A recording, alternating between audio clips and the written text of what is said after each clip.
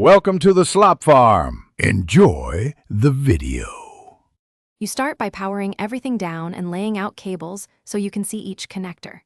Connect the source output to the equalizer input. This routes the audio through the EQ so you can shape it. Use balanced XLR/TRS where possible to reduce noise. Choose RCA only if that's your only option. Once done, double-check left/right labeling and secure all plugs.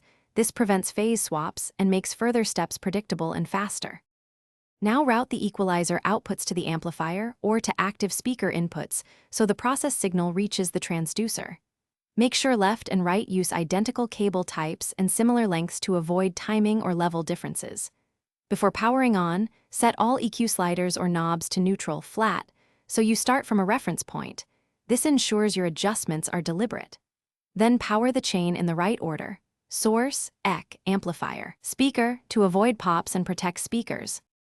With systems powered, play a familiar track or sweep tones and make small EQ moves while listening critically, boost or cut narrow bands to fix resonances, and use broad adjustments for tonal balance.